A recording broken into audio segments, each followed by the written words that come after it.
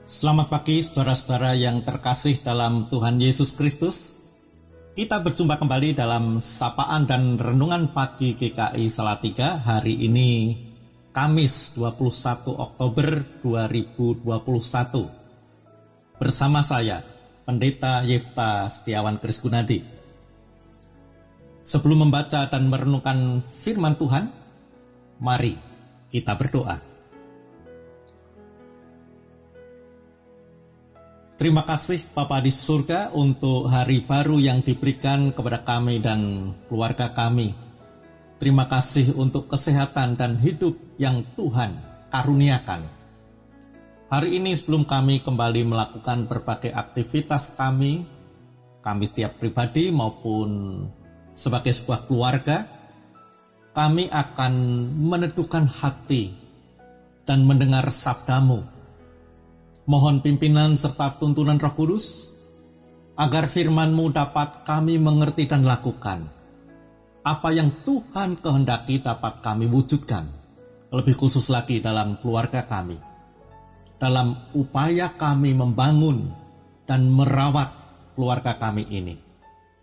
Kami berdoa di dalam nama Tuhan Yesus Kristus Sang Firman Hidup. Amin.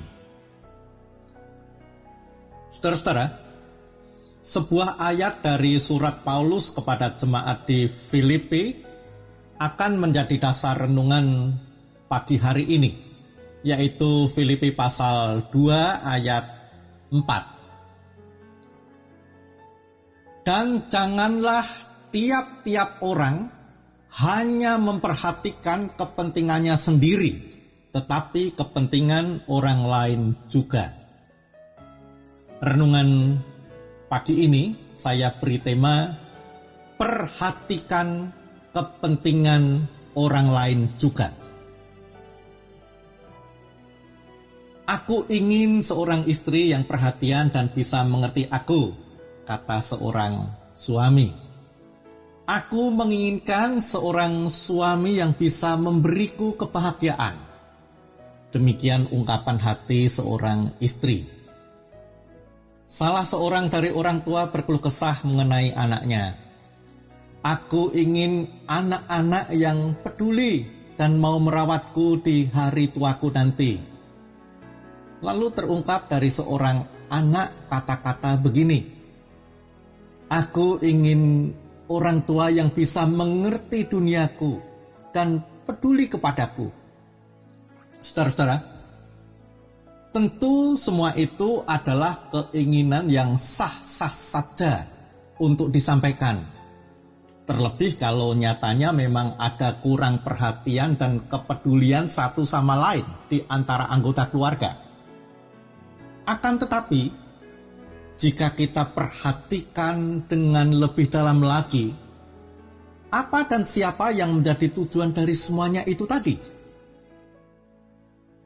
Aku, kepentinganku, begitu kan? Lalu apa masalahnya? Mari kita pikir dan renungkan lebih jauh lagi.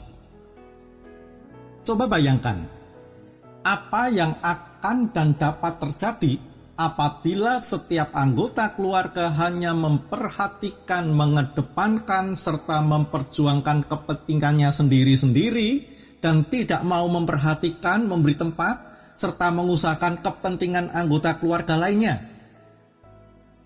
Terjadilah ketidakpedulian di sana. Banyak terjadi tuntut-menuntut. Bisa juga terjadi benturan, perselisihan, bahkan pertengkaran.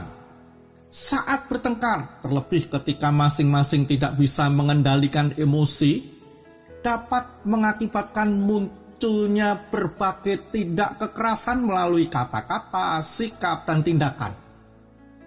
Keluarga menjadi tempat saling melukai.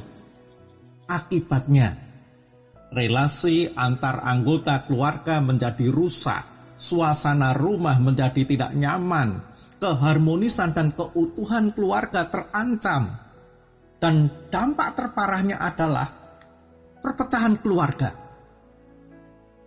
Saudara-saudara, dalam bacaan kita tadi, Rasul Paulus memberikan nasihat agar tiap-tiap orang tidak hanya memperhatikan kepentingannya sendiri, tetapi kepentingan orang lain juga.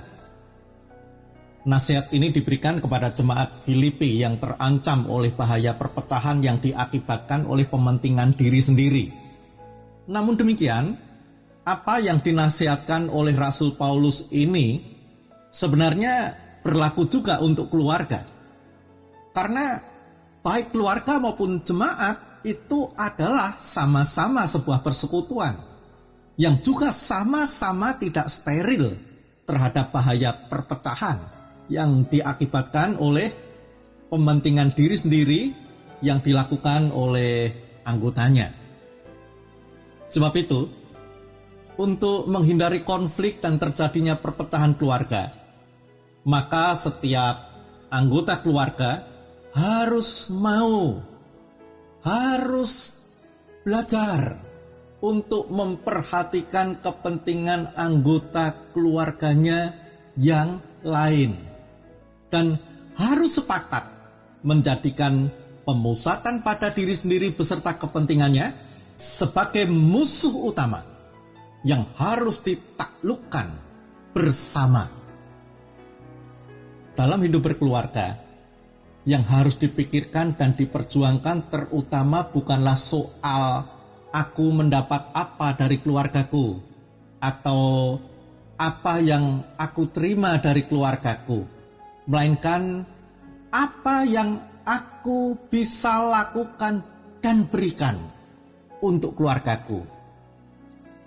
Tuhan yang tidak menghendaki terjadinya perpecahan dalam keluarga pasti memampukan kita, setiap anggota keluarga, ketika berupaya dengan sungguh untuk melakukan firman Tuhan ini.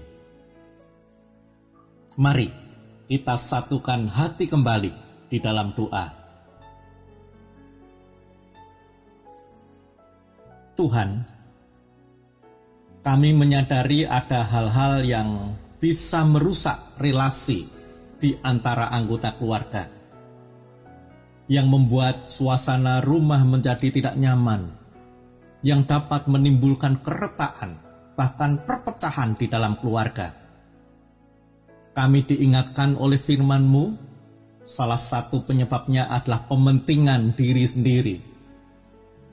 Untuk menghindarkan hal ini terjadi, mohon berikanlah kepada kami Tuhan, setiap anggota keluarga, kemauan dan kemampuan untuk memperhatikan kepentingan orang lain juga. Dalam hal ini, kepentingan masing-masing anggota keluarga kami. Kami percaya Tuhan pasti menolong. Di dalam nama Tuhan Yesus Kristus, kami berdoa. Amin. Selamat pagi saudara-saudara. Selamat beraktivitas dan selamat berkarya. Dan terus semangat dalam membangun dan merawat keluarga kita. Tuhan Yesus memberkati.